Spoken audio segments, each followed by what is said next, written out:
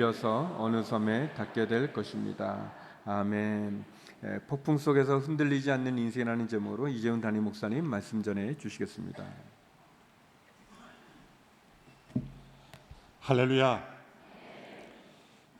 예수 이름의 능력을 또 힘있게 찬양해 주신 귀한 찬양 사역팀 감사드리면서 이 찬양의 고백대로 예수님의 이름의 능력이 우리의 삶에 함께 하시는 복된 주일이 되기를 바랍니다.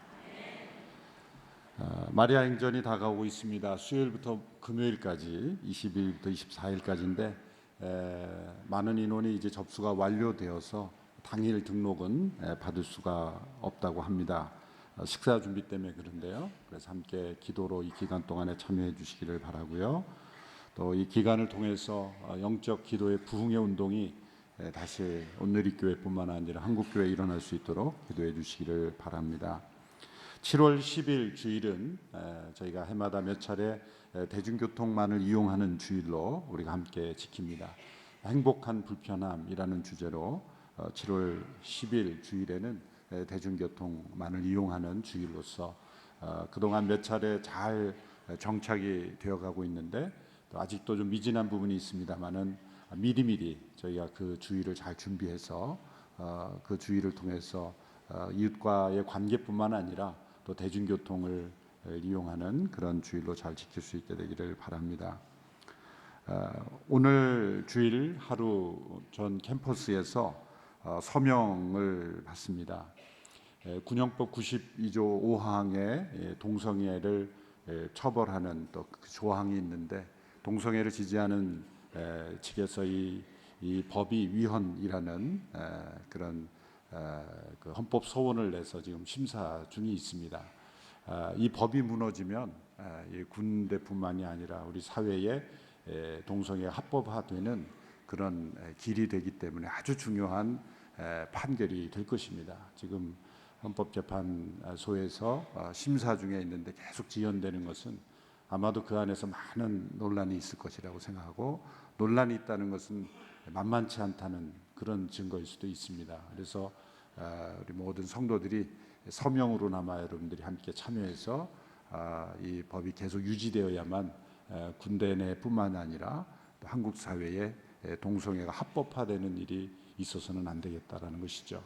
한순간에 이 법 조항 하나가 무너짐으로써 이 사회에 엄청난 이 사회의 젊은이들의 또 다음 세대의 동성애가 당연한 것으로 여겨지는 그런 일이 있을 수 있기 때문에 오늘 예배 마치고 또 주차가 좀 복잡하더라도 서명들은 다 하시고 본당 로비와 또 광장에 준비되어 있으니까 서명에 반드시 참여해 주시기를 바랍니다.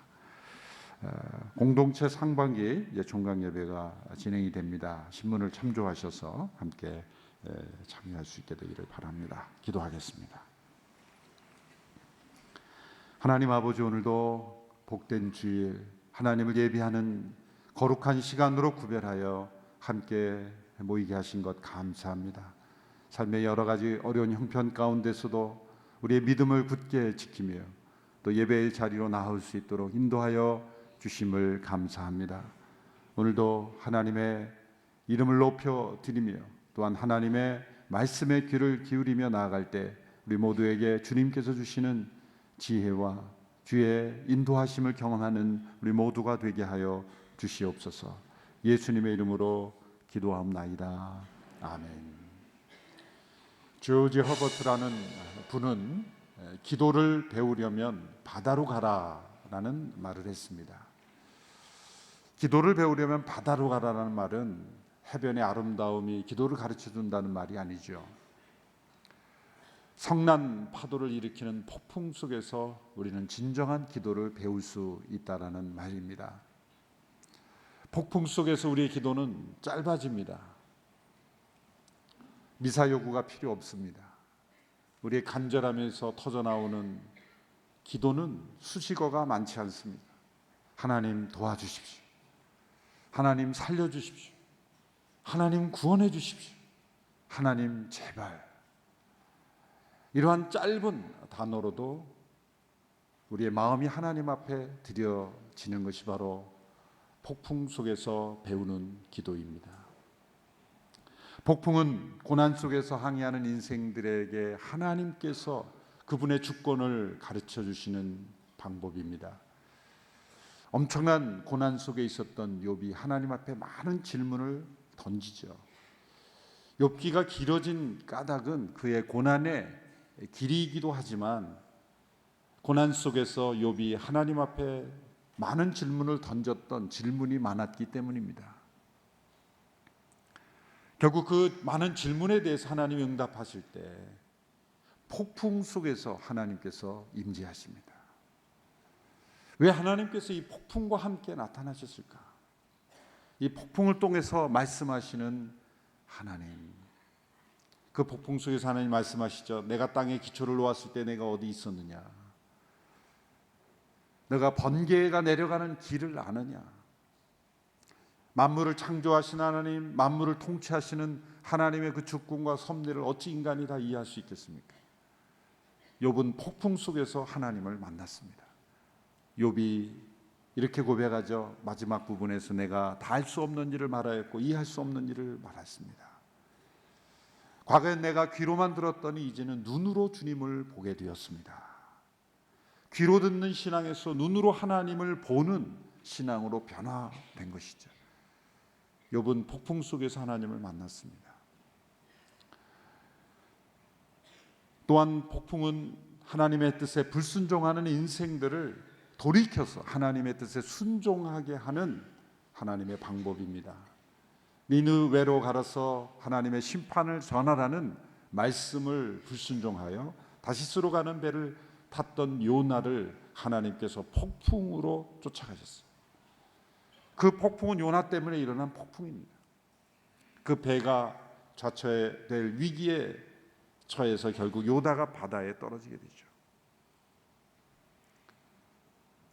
큰 물고기 속에서 요나는 회개하게 되죠. 요나도 폭풍 속에서 하나님을 본 것입니다. 폭풍은 우리에게 찾아오시는 그 주님의 길이 됩니다. 갈릴리 호수가 폭풍이 일어나서 성난 파도처럼 변했죠. 갈릴리 호수는 사실 그다지 큰 호수가 아닙니다. 우리나라에서도 흔히 볼 수 있는 정도의 그런 큰 호수는 아닙니다. 그런데 그 호수에서 어떻게 그런 성난 파도가 일어날까 해보면 그런 성지 탐사나 가보면 그 해수면과 그 지형의 특성 때문에 어떤 때는 큰 바람이 일어나죠. 그래서 갈릴리 호수 근처에 있으면 갑자기 바람이 치면 막 파도가 치듯이 그렇게 파도가 쳐오르는 때가 있습니다. 심하게는 한 10m 이상까지 그 물결이 쳐올라올 때가 있다는 거죠. 그런 제자들이 탔던 작은 배가 감당하기에는 큰 파도가 일어나는 폭풍이 일어났을 때 저 멀리서 누군가 그 무리를 폭풍 속에서 걸어오는 모습을 보았습니다. 한 제자가 소리쳤습니다. 유령이다 라고 소리쳤습니다. 그때 다가오시던 주님이 말씀하시죠. 안심하다 나다 두려워하지 마라. 안심하라 두려워하지 마라 나다. 주님께서 왜 제자들을 찾아오실 때 폭풍이 잠잠할 때 잘 보일 때 찾아오시지 않고 그 폭풍 속에서 찾아오셨겠습니까? 그 이유가 있습니다. 이 폭풍이 지나간 이후에 제자들이 예수님께 어떻게 반응했는지를 마태복음 14장 32절에 33절에서 이렇게 말씀하고 있습니다. 우리 같이 한번 읽어볼까요? 시작. 그리고 그들이 함께 배에 오르자 바람이 잠잠해졌습니다. 그때 배에 있던 사람들이 예수께 경배드리며 말했습니다. 참으로 하나님의 아들이십니다. 제자들이 모두가 한결같이 하나님의 아들이십니다 하고 경배했다는 거예요. 기적이 일어날 때도 제자들이 이렇게 하나님을 경배한 적이 없어요. 가늠한 여인을 용서하실 때도, 그리고 예수님께서 산상수훈을 말씀해 주실 때도 제자들이 이렇게 함께 하나님을, 주님을 하나님의 아들로 경배한 모습이 나타나지 않습니다. 폭풍 속에서 그들에게 걸어오신, 그리고 폭풍을 잠잠케 하시는 주님께 그들이 경배했다는 거죠. 왜 그렇습니까? 이 폭풍의 위험 속에서 그들의 모든 소망이 끊어지는 그 상황에서 그들이 구원을 얻었기에 그 체험 속에서 주님이 진정 하나님의 아들이심을 체험한 것입니다. 폭풍은 우리의 사회적 지위나 경력이나 돈이나 우리 자신의 배경을 전혀 고려하지 않고 찾아옵니다. 폭풍이 찾아오면 우리는 홀로 버림받은 같고 앞이 보이지 않고 그리고 모든 소망이 끊어지는 그런 상황에 처합니다. 그때 주님이 그 폭풍 속에서 우리에게 찾아오시죠. 그리고 말씀하십니다. 안심하라, 나다. 두려워하지 마라. 폭풍 속에서 이 주님의 음성을 듣는 복된 주일이 될 수 있게 되기를 바랍니다. 바울을 태운 배가 로마로 가는 중에 유라굴로라고 하는 엄청난 폭풍을 만났습니다. 그 폭풍 가운데 주님은 바울과 함께 계셨습니다. 그리고 주님은 바울을 통해 나타나셨습니다. 이 가이사랴에서 로마까지 가는 여정은 아주 먼 길이죠. 3,200km 정도가 되는 먼 길이라고 합니다. 지도를 잠시 참조해 보시면 그냥 눈으로 한번 보시라는 겁니다. 이쪽 제일 아래쪽이 가이사랴에서 쭉 이렇게 노선을 따라서 해안선을 따라서 가는데 루기아라고 하는 지역에서 이제 더 큰 곡물선으로 갈아탑니다. 알렉산드리아호라고 하는 배로 갈아타서 좌측으로 이동하던 중에 그 크레타라고 하는 한 섬까지 가는데 역풍이 계속 불어서 더디어진 것이죠. 그래서 가까스로 그 크레타 섬에 미항이라고 되어 있는데 우리말 성경에 아름다운 항구라고 되어 있는 곳에 잠시 정박하게 됩니다. 그때에 이제 중요한 결정을 내려야 하는 시점이 된 겁니다. 계속 항해를 이탈리아로 가는 항해를 할 것인가 아니면 그곳에서 머물러서 더 지체해서 그 일기를 보고 판단할 것인가라는 그 판단을 크레타 섬에서 하게 되는 거예요. 이때 바울은 경고를 합니다. 충고를 합니다. 지금은 시기적으로 위험한 시기입니다. 그때가 약 한 10월 우리 달력으로 양력으로 한 10월 초중순 정도가 되었을 텐데 이 기간 동안에 9월 중순에서 11월까지는 위험한 기억이라 합니다. 물론 11월 이후에는 더 위험하고 항해가 거의 불가능할 정도로 위험한 지역인데 어쨌든 위험한 지역인데 바울은 이 역풍이 계속 불어오는 걸로 봐서 감지한 것이죠. 이것은 꼭 기도를 통해서 음성을 듣지 않아도 경험상 상식적으로 과학적인 판단을 내려보면 충분히 알 수 있는 그런 판단이었다는 것이죠. 그래서 바울이 충고를 합니다. 27장 9절에서 11절의 말씀을 보시면 바울의 충고입니다. 우리 같이 한번 읽어볼까요? 시작. 많은 시간이 소모되고 금식하는 절기도 지났기 때문에 항해가 위험해졌습니다. 그래서 바울이 사람들에게 충고했습니다. 여러분, 내가 보니 우리가 이렇게 계속 항해하다가는 재난에 빠지고 배와 짐이 큰 손실을 입을 뿐 아니라 우리 목숨도 위태로울 것입니다. 그러나 백부장은 바울의 말보다는 선장과 선주의 말을 더 따랐습니다. 금식하는 절기가 지났다라고 하는 것이 그 시간적인 것을 설명해 주는 거죠. 지금은 위험한 때고 역풍이 부는 거로 보아서 지금은 항해할 때가 아니라고 생각한다라는 조언을 한 것입니다. 좋은 믿음은 이 과학과 상식을 무시하는 것이 아닙니다. 바울은 이 유대인들은 대개 이 바다와 친숙하지 않다고 여겨지는데 대개 이 남쪽에는 이집트, 북쪽에는 이 그리스인들 그 사람들은 이 해상 무역에 아주 익숙한 사람들인데 유대인만큼은 이 바다와 친숙하지 않는 그래서 그 유대인들은 갈릴리 호수도 사실 호수인데 바다라 그러잖아요. 갈릴리 바다, 디베랴 바다, 디베랴 호수, 호수와 바다와 구분이 없는 그런 민족이기도 하죠. 바울은 유대인으로서는 특이하게 이 바다 여행에 노련한 사람이었다고 봅니다. 고린도서에 보면 3번이나 난파한 경험이 있다 그랬고 그리고 한 번은 하루 반이나 동안에 바다에서 이 나무 기둥을 붙잡고 표류한 경험도 있다. 그는 누구보다도 이 바다의 유대인으로서는 친숙한 사람이었다라고 알 수 있습니다. 그의 경험으로 볼 때 또 상식적인 그 환경이나 상황으로 볼 때 이건 위험한 항해이다. 시기적으로도 그렇다. 그래서 일단 머무르는 것이 좋겠다라는 조언을 했습니다. 그런데 백부장은 선주와 또 선원들의 말을 선장의 말을 듣게 됩니다. 그러면 그 배를 운행하는 선주와 선장은 바울이 알고 있는 위험을 몰랐을까? 아니라고 생각합니다. 더 잘 알았겠죠. 그런데 왜 그들은 항해를 결정했을까? 그래서 오늘 이 시대에 일어나는 많은 사고의 원인입니다. 공통적인 원인입니다. 욕심 때문입니다. 지금 바울이 갈아탄 이 루기오라는 지역에서 갈아탄 그 배는 큰 곡물을 순송하는 선입니다. 곡물선입니다. 그러니까 시간이 지체되면 손실이 많은 거죠. 그쪽에서는 빨리 이 물건이 오기를 기다리는 사람들이 있고, 수송이 기다리면 유지비가 더 들고, 하루라도 빨리 가는 것이 좋지, 위험을 무릅쓰고 가는 것이 경제적으로 이득이라는 거죠. 지체할 이유가 없다는 거예요. 어차피 위험한 거 일단 가서 빨리 하루라도 단축시키자라는 욕심 때문에 항해를 강요한 거예요.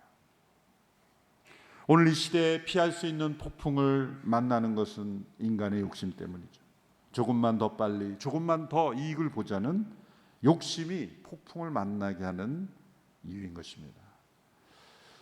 제가 언젠가 지방을 내려가는데 충청도 어느 지역인지 제가 잊어버렸습니다만은 그 고속도로 중간 그 국도 오른쪽에 이런 큰 표지판이 붙여 있더라. 아마 그 지역에서 차가 없으니까 과속을 많이 하나 봐요.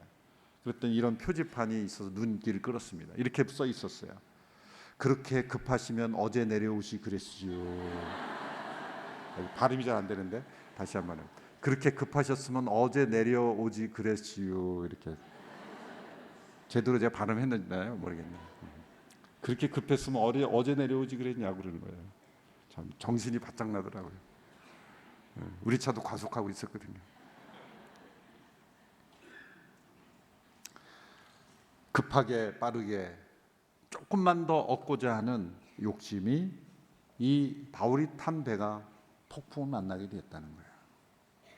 처음에는 부드러운 남풍이 불자 괜찮겠다 생각하고 항해를 했습니다만 얼마 지나지 않아서 유라굴로라는 태풍이 불어닥쳤어요. 사진을 다시 한번 보여주시면, 지도를 보여주시면,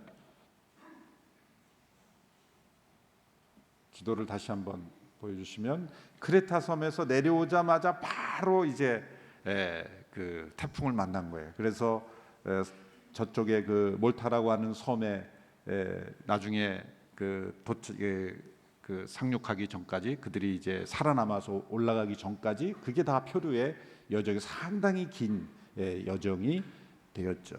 이제 몰타 섬에 가면, 지금도 가면은 이제 바울이 그곳에 머물렀던 그러한 흔적들, 그런 것들이 남아 있습니다.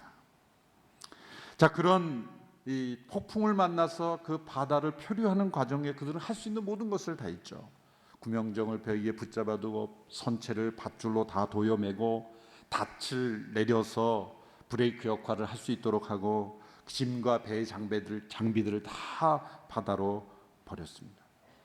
그런데 결국 그들은 소망까지 버리게 됐어요. 지금 살려고 다 몸부림치며 애쓰고 있는 가운데 결국 그들은 상황이 바뀌지 않는 거예요. 해와 별이 보이지 않는 날이 오래되자, 며칠이 지나자마자 그들은 소망을 버렸다. 이것이 얼마나 연약한 인생임을 보여주는 것이죠. 사도행전 27장 20절의 말씀 우리 같이 읽어보겠습니다. 27장 20절 시작. 여러 날 동안 해와 별도 나타나지 않고 폭풍만 계속 불어닥치자 결국 우리는 구조될 모든 소망을 포기했습니다. 여러 날 동안 해와 별이 비치지 않자 소망을 포기한 거예요. 오늘 요즘 같은 GPS가 있던 시대가 아닌 시대에는 해와 별을 보고 그것이 지도였고 그것이 방향을 제시해주는 GPS 역할을, 자연 GPS 역할을 했죠. 해와 별이 며칠 동안 나타나지 않고 폭풍이 외로 불어닥쳐 그들이 소망, 이제 우리는 죽었다, 우리는 살 수 없다라고 하는 그러한 절망에 빠져버리게 된 거예요. 아무리 견고한 닻을 내려도 소망의 닻이 없으면 절망에 빠져버리게 되는 것이죠. 이러한 상황 속에서 아비규환이 되었고 모두가 살 소망을 잃어버리는, 어떤 대책도 소용이 없는 그러한 상황 속에서 오직 한 사람만이 이 폭풍 속에서 흔들리지 않고 있었습니다. 그 사람이 바로 바울입니다. 죄수의 신분으로 로마까지 지금 호송당하고 있는 이 죄수 바울. 오직 바울만이 이 폭풍 속에서 흔들리지 않고 있었습니다. 그 이유는 무엇일까요? 그가 다른 사람보다 담대했기 때문입니까? 다른 사람보다 유난히 겁이 없었기 때문입니까? 아닙니다. 주님이 그 폭풍 속에서 그 바울에게 찾아오셨기 때문에, 그리고 그에게 말씀하셨기 때문에, 그와 함께 하신다는 약속이 그에게 주어졌기 때문입니다. 22절부터 26절의 말씀 쭉 한번 같이 한번 읽어보겠습니다. 22절에서 26절 시작. 그러나 이제 내가 여러분에게 당부합니다. 여러분 가운데 아무도 목숨을 잃지 않고 배만 손상될 것이니 안심하기 바랍니다.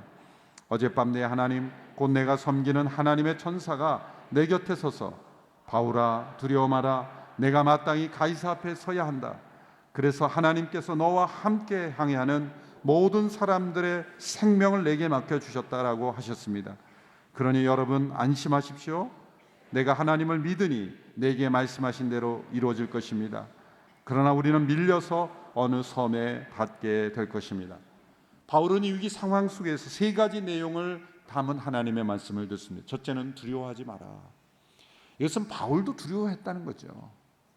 바울도 두렵지 않았겠습니까? 폭풍을 두려워하지 않을 사람이 누가 있겠습니까?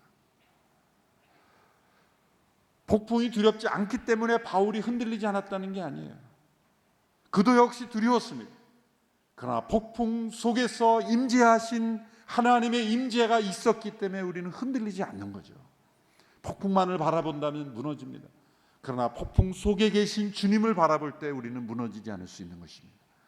두려워하지 마라. 두 번째는 내가 반드시 가이사 앞에 서게 될 것이다. 너에게 주어진 사명, 로마에서 가이사 앞에서도 나를 증언해야 하리라는 그 말씀이 주어져 있다. 너에게는 사명이 있다. 너에게 준 그 사명이 이루어지기 전까지는 너는 안전할 것이다. 사명자는 죽지 않는다는 말씀을 몇 주 전에 했지 않습니까? 그 사명이 다지기 전까지는 우리의 생은 우리가 결정하는 것이 아니라 우리에게 주신 사명을 붙잡고 나가는 인생은 하나님께서 그 사명이 다지기 전까지는 절대 우리를 이끌어 가지 않으신다. 너에게는 사명이 있다. 가이사 앞에 서야 하니 아무리 폭풍이 불어도 너는 안전할 것이다. 말씀하신 거예요. 세 번째는 바울과 함께한 사람들에 대한 말씀이에요. 세 번째 뭐라고 말씀하십니까? 너와 함께하는 모든 사람들의 생명을 내게 맡겼다. 자, 첫 번째와 두 번째 말씀은 이 바울에게 주시는 말씀이죠. 두려워하지 마라. 또 너는 가이사 앞에 서게 될 것이다. 이것은 어떤 면에서 무조건적인 보호의 약속이죠. 근데 세 번째 약속을 잘 보십시오. 너와 함께하는 이 모든 사람들의 생명을 내게 맡겼다라고 말씀한 거예요. 이건 무조건적인 보호의 약속이 아니라 바울이 어떤 리더십을 발휘하느냐에 따라서 이 사람들의 생명은 좌우될 수도 있는 거예요. 이때부터 바울은 이 표류하는 배의 영적 선장의 역할을 하게 됩니다. 이때부터 바울은 적극적으로 리더십을 발휘하게 되는 거예요. 왜? 이 사람들의 생명이 자신에게 맡겨져 있기 때문에 자신이 리더가 되는 거예요. 적극적으로 나서는 겁니다. 표류하는 이 세상에서 교회는 영적 성장의 역할을 해야 되는 거죠. 보다 더 적극적으로. 저도 이 말씀을 보면서 하나님의 사람들이 이 세상을 향한 영적 지도력을 발휘해야 되겠다. 정치적인 세력을 얻기 위해서가 아니라 생명을 맡겨주셨기 때문에 영적 지도력을 어떻게 발휘하는가에 따라서 그들의 생명이 우리에게 맡겨졌구나. 바울에게 이 사람들의 생명이 맡겨진 거예요. 그러니 바울이 얼마나 정신이 났을까요? 두려워할 틈이 없는 거죠. 그때부터 바울은 선장의 역할을 하고 백부장의 역할을 합니다. 이때 모든 지도자들은 다 절망에 빠져 있죠. 백부장도 절망에 빠져 있고 또 선원들은 도망가려고 그랬어요. 선원들은 도망가려고 했어요. 몰래 구명정을 띄우고 도망가려고 했어요. 바울이 그걸 보고 백부장에게 말합니다. 저 사람들이 떠나면은 이 남아있는 사람도 안전치 못합니다. 그래서 백부장이 그 구명정의 줄을 끊어버리죠. 못 가게 하는 거예요. 바울은 이렇게 말하는 것입니다. 여러분들이 지금 도망간다고 해서 안전한 것이 아닙니다. 아무도 하나님의 말씀을 떠나서는 안전할 수가 없습니다. 내게 주신 이 하나님의 말씀 안에 있는 것이 안전한 것입니다. 폭풍을 피할 길은 없습니다. 단 한 가지밖에 없습니다. 내게 주신 하나님의 말씀을 따라 행하면 폭풍을 이겨낼 수 있을 것입니다. 가장 안전한 것은 폭풍 속에서도 주님의 말씀을 따르는 것이 가장 안전한 거예요. 이들이 인간적인 방법을 다 해봤잖아요. 배를 가지고 할 수 있는 모든 것들은 다 동원했지만 결국 소망을 버리게 되었어요. 그러나 바울을 통해 주신 하나님의 말씀, 우리들에게 주신 하나님의 말씀을 붙잡을 때, 이 하나님의 임재의 닻을, 하나님의 말씀의 닻을 내릴 때 우리는 비로소 안전하게 되는 것입니다. 이 세상은 폭풍 속에 있는 배와 같은, 표류하는 배와 같습니다. 이 표류하는 폭풍 속에 있는 배와 같은 세상에서 우리가 어떻게 흔들리지 않을 수 있습니까? 하나님의 말씀의 닻을 깊이 내리는 거예요. 우리의 영혼의 닻이신 하나님의 말씀을 깊이 세상 가운데 내리는 거예요. 이 풍랑이는 이들이 왜 닻을 내렸냐면은 이 도시, 돛담배 큰 도시 역할을 하지 못하고 바람이 불 때는 돛을 내리고 닻을 내리죠. 이 돛과 닻이 좀 헷갈릴 때가 많아요, 발음상으로. 닻을 깊이 내려, 앵커죠, 영어로 앵커를 깊이 닻을 내리면 그 닻을 끌어당기면서 배를 지탱하고 그 닻을 또 끌어올려서 던져서 이렇게 조금씩 앞으로 간다는 거죠. 바람이 전혀 없을 때도 마찬가지입니다. 바람이 전혀 없을 때도 배가 못 움직이고 그때도 닻을 내려서 그 닻으로 끌고 배를 끌고 가는 거예요. 그러나 닻이 효용없는 그런 폭풍 속에서 어떻게 우리가 이 험난한 폭풍 속을 항해할 수 있겠습니까? 우리의 영혼에 닫히신 하나님의 말씀, 우리의 인생의 운명을 아시며 역사를 결정하시며 그리고 우리의 삶을 주관하시는 하나님의 임재 앞에 깊이 영혼의 닻을 내리는 것입니다. 유라굴로 폭풍은 276명의 생명을 바울에게 맡겨서 바울과 함께 하시고 바울이 섬기는 그 하나님의 능력을 나타내신 사건이에요. 이 바울이 영적 주도권을 이끌고 가는 걸 보십시오. 재판 받을 때도 바울이 영적 주도권을 가졌죠. 왜? 양심을 따라 그가 행했기 때문에. 이 폭풍 속에서도 그가 영적 주도권을 가졌죠. 왜 그렇습니까? 그가 말씀을 따라 행동했기 때문입니다. 사실 이런 말씀이 주어져도 바울이 믿음으로 그 말씀을 받아들이지 않았다면 그 또한 두려워했고 그 또한 당황했고 그 또한 영적 지도력을 발휘하지 못했을 거예요. 주님이 이렇게 말씀하셨을 때 그 말씀을 아멘으로 받아들이면서 두려워하지 말라 할 때 두려워하지 않고 너는 가이사 앞에 설 것이다 했을 때 나는 설 것이다라고 믿었고 이 생명을 너에게 맡겼다 할 때 그는 지도력을 발휘했던 거예요.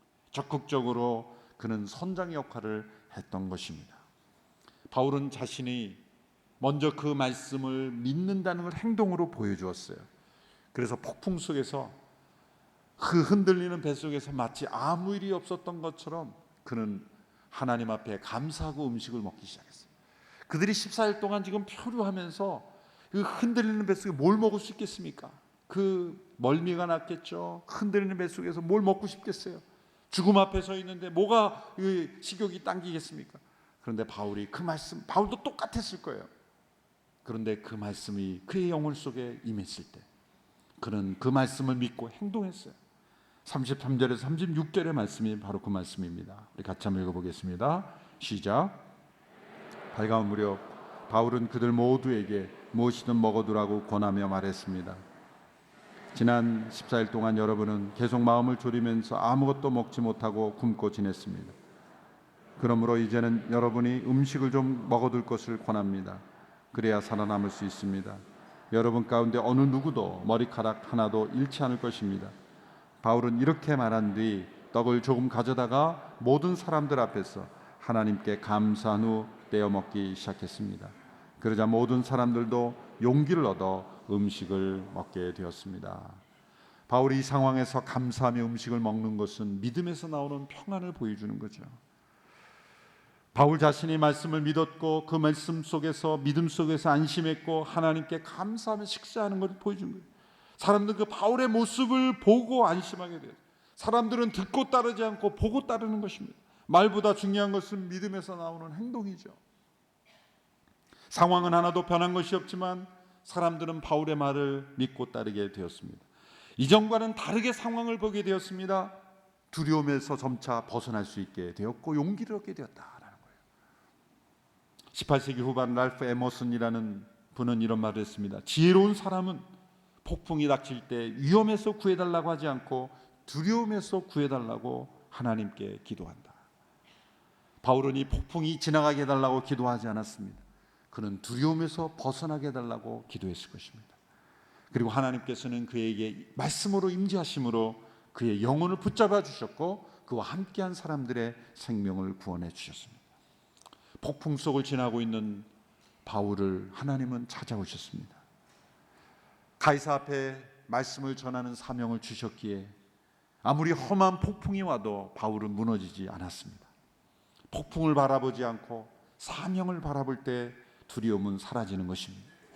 사람들이 모든 할 수 있는 걸 다 동원해 봤지만 소망이 끊어졌어요.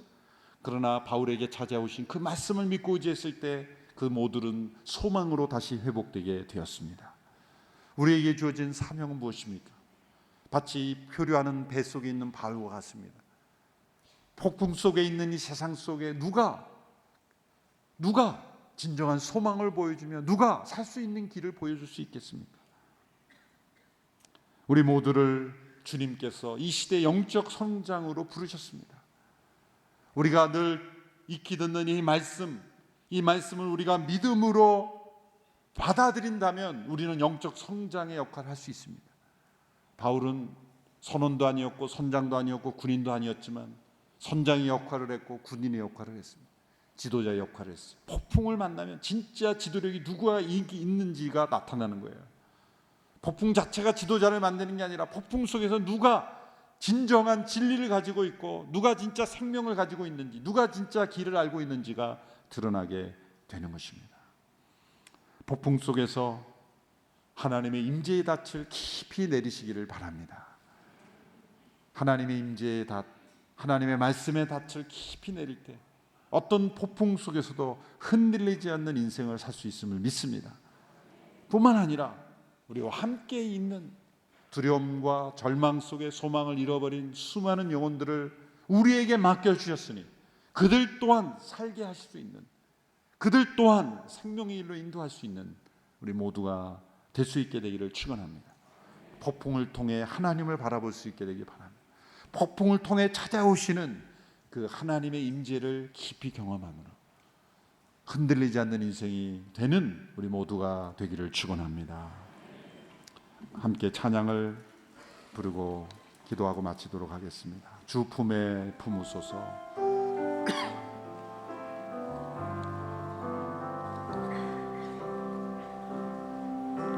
주 품에 다 같이 눈을 감고 우리의 영혼을 주님 앞에 올려드리며 주님의 임재의 닻을 깊이 내려 주시옵소서 기도하며 나아가겠습니다.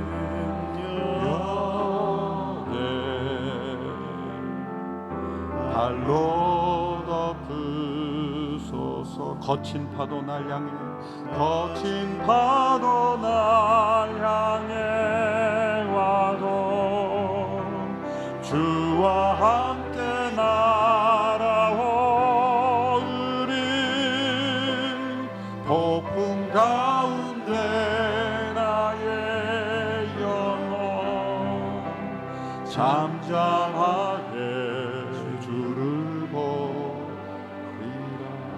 주님 안에 나 거하리.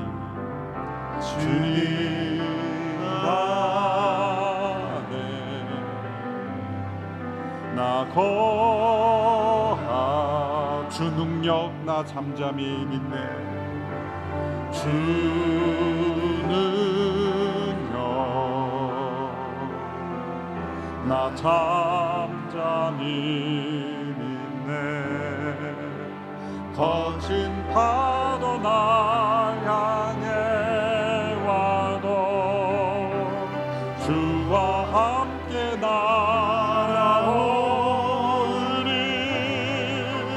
폭풍 가운데 나의 영혼 잠잠하게 주를. 거친 파도 날 향해 와도 거친 파도 날 향해 와도 주와 함께 날아